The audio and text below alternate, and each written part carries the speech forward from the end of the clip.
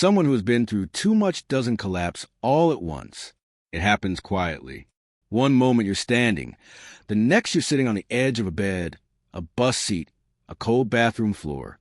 Not because your body is tired, but because something inside you finally gives way. Not a breakdown, a surrender, like a bridge that didn't snap. It just bent too far for too long. And in that moment, the heart doesn't scream. It whispers, I can't carry all of this anymore. If you've lived through that even once, you recognize it immediately. And the strange thing is, you rarely notice when you become that person. Life decides for you. People ask, why are you so calm about things that should bother you? And you don't know how to tell them it isn't calmness. It's numbness, not peace, but emotional exhaustion that has learned how to stay quiet. Your mind has run too many marathons without rest. What others call resilience feels less like strength and more like instinct. You adapted because there was no alternative.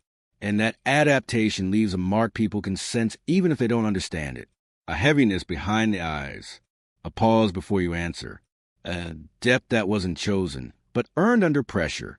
People who've been through too much often look mature, grounded, wise. But that wisdom wasn't nurtured. It was extracted, not grown naturally, but pulled out by necessity. Some people grow because life supports them. Others grow because life refuses to be gentle. And when you carry emotional weight far beyond what you were built for, your mind reorganizes itself to survive. Psychologically, this is emotional overcompensation. An overwhelmed nervous system doesn't heal instantly. It adapts. It becomes hyperaware. It braces for impact. It prepares for outcomes that haven't happened yet. If you overthink, scan for tone changes, or feel uneasy when things are quiet, this is why. Your brain learned that uncertainty equals danger. So it built defenses you never consciously asked for. Even after healing begins, those defenses linger, like old wiring behind freshly painted walls. People who've been through too much carry an invisible education. They read silence fluently. They sense tension before it's spoken. They navigate conflict like broken glass.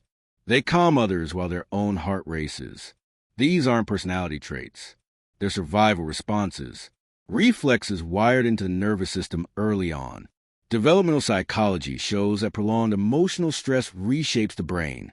It becomes sensitive to subtle cues. What others call intuition is often learned pattern recognition. You didn't become perceptive by chance. You became perceptive because you had to. There's also a softness in people like this, a gentleness that comes from knowing pain firsthand. Softness is often mistaken for weakness, but it never comes from an easy life. It comes from understanding suffering deeply, from realizing everyone carries something they don't talk about. This is why you comfort others so naturally, why people open up to you without trying. You learned empathy through immersion, but behind that empathy lives exhaustion, not visible exhaustion, internal exhaustion, the kind that makes you withdraw, not rest, the kind sleep can't fix.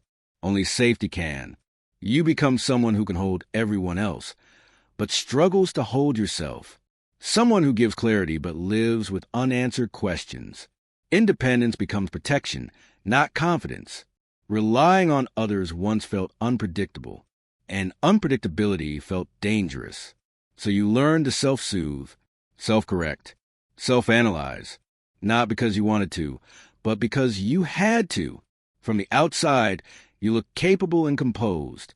Inside, you're sensitive, tired, quietly overwhelmed. You live in emotional duality, open yet guarded, caring yet distant, hopeful yet cautious.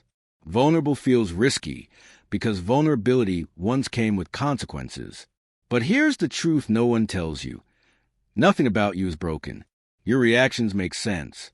Your caution makes sense. Your depth makes sense. Adaptation is not a flaw. It's intelligence under pressure. People who've been through too much often love quietly but deeply. They value sincerity over performance, peace over excitement, small kindnesses over grand gestures. They continue even when tired, not because they're unbreakable, but because they've already broken and rebuilt themselves. There is wisdom that only comes from surviving yourself. Maturity that comes from navigating emotions without guidance. Self-awareness forged through necessity. And yet, beneath all that strength is a quiet wish that life had been gentler, that you didn't have to grow up so fast, that your nervous system didn't learn to brace before relaxing.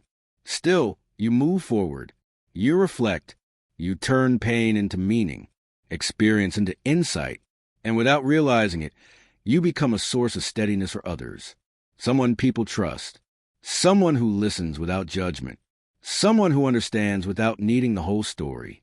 You know what it feels like to carry something without words. Over time, you notice you see life differently. What shakes others barely moves you. What excites others feels muted. Your mind stays 2 steps ahead, preparing, analyzing, guarding. At first, you think this makes you strange. Eventually, you understand its residue. You feel deeply and detached when needed. Not taught, but learned. Emotional duality becomes your balance, and it shapes your relationships. You fear loss before attachment.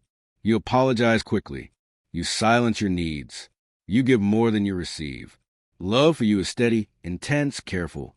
And inconsistency wounds deeply because it echoes abandonment. When you react strongly to something small, it isn't about now. It's about then. So you stay quiet. You mask. You prioritize harmony. You carry storms privately. And ironically, you become the emotional anchor for everyone else. The healer, the listener, the one who understands. Healers, when they don't rest, become exhausted. And exhaustion shows up softly. Shorter replies. Quieter laughter. Lighter presence. When asked if you're okay, you say yes. Not because you are, but because explaining feels heavier than carrying it alone. Yet your strength is real. Quiet strength. Enduring strength. The kind that wakes up and tries again. That loves again despite fear. That hopes despite memory. People like you still want connection. Still want softness. Still want a life where strength isn't required every day. What shapes you most isn't pain. It's reflection. You don't just survive.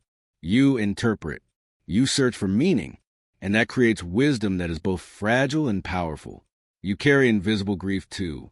Not just for people, but for versions of yourself you lost. The carefree one. The trusting one. The unguarded one. That grief makes you intentional. Thoughtful. Present. It makes peace feel sacred. And slowly, quietly you grow again. You learn boundaries. Self-worth. Regulation. You learn to open carefully, not recklessly. You are not defined by what happened to you. You are defined by what you became afterward. You are adaptive, insightful, evidence of everything you survived, everything you learned, everything you turned into depth. People who have gone through too much don't just endure life. They understand it. And in that understanding, they become light for others. If you are one of them, know this: nothing you became was accidental. It was evolution. You didn't just go through too much. You grew through it. And that growth is now your quiet power.